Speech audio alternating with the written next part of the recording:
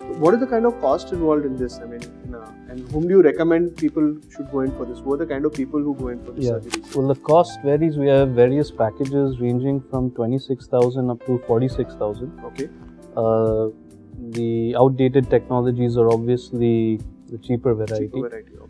But it doesn't mean it's the worst kind of treatment. So what we do is we do a full-fledged examination of all the patients and see where they can fit. The Indian community has, you have those who are quality conscious and those who are price conscious. So where we can actually fit them and give them the best results, that's why we have various packages for that. Okay. In terms of candidates, anyone above 18 years of age who has glasses basically for distance is a good candidate. I have personally treated anyone from +8 to -14. My God. +8 to -14. Obviously, the parameters have to be absolutely correct for not every patient can get it done. So we do a thorough checkup and we see who's exactly fit for the laser procedure. Okay. Ideally, 18 to 40 is the perfect age because after 40 you have a requirement of reading glasses. But that's not stopped even people above 40 getting it done. Okay. Because if they have bifocals, at least we can get rid of the long distance. Because if you take any person who never wore glasses ever in their life, after 40 they still need reading glasses. Okay. So those are the ideal candidates. I have done even pediatric cases. If you've heard of the term lazy eye, yes, it's where the power of one eye is 0 and the other eye probably has a -4, -6. So during the age of up till the age of 7, when the retina is developing, what happens is the brain, to avoid double vision, the brain uses the good eye and makes it dominant, and the left eye or the other opposite eye starts to get progressively weaker. And then even with glasses, there's no scope of improvement. Okay. So what we used to do in the olden days is used to patch the good eye and make them see with the bad eye. But obviously, compliance with kids going to school, other children making fun of them, it wasn't really working out. So now what we do is we actually we do a LASIK procedure and treat the bad eye. Okay. So both eyes become actually balanced. Okay. And it's meant to prevent or maintain the health of the retina in that good eye. So as and when, even if they need glasses, it's not a procedure to remove spectacles, but it actually gives them a chance for both eyes to be equally strong in the future. And then once they're 18 later on, then we take a call then whether they need another laser procedure to be spectacle free for life. So then, supposing the guy having specs or something, he wants to go for merchant navy or he wants to go for flying or something. So yes, cases come to absolutely. In fact, I would say 50% of my LASIK practice is based on people who have a job requirement. Okay. So merchant navy, armed forces, airlines, cabin crew, a lot of air hostesses. Okay.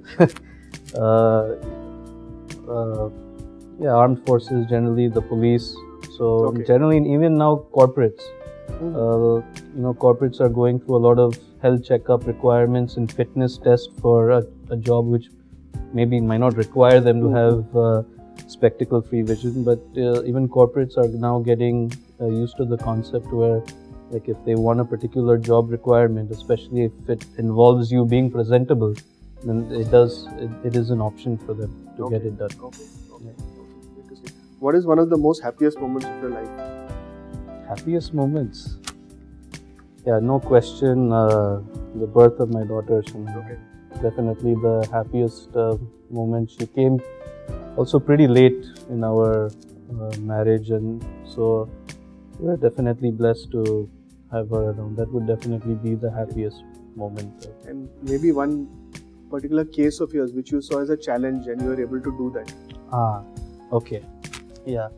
Well, actually, when I was in KEM doing my residency, there was this 4-year-old child who had actually an eye injury, and it was a firecracker eye injury. And basically, there was a rupture in the cornea. It all healed and everything, but it healed as an opacity. So, and this was back in 2002.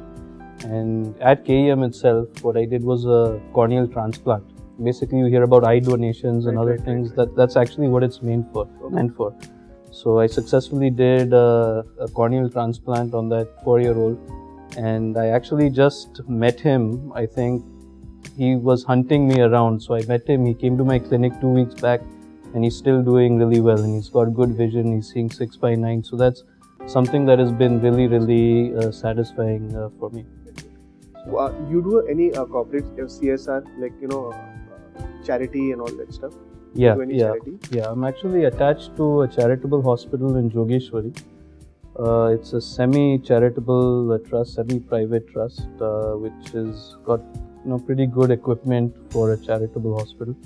Go there on Mondays and Fridays, and there I do around 10 surgeries. Okay. When I visit. So it's around 20 cataract surgeries I do a week. Okay. At an average there, not all the time 10, but whenever, at an average it's around 10 to 20. So this is free for them. So Yeah. charitable. So you're doing about 20 cases. Yeah, so it's not free for them, but it comes at a non-profit cost. Okay. But what they're getting is pretty good quality treatment. Okay. Otherwise, our usual charities, free of cost, is all our BMC and Okay. government, where Okay. you won't get trained surgeons. You get surgeons under training Under training, right? who will do it. So resident doctors, and what I had gone through when I was at KEM. So. Right. Right. But here at a charitable trust, you'll get at least a fully qualified doctor doing whatever procedure on them.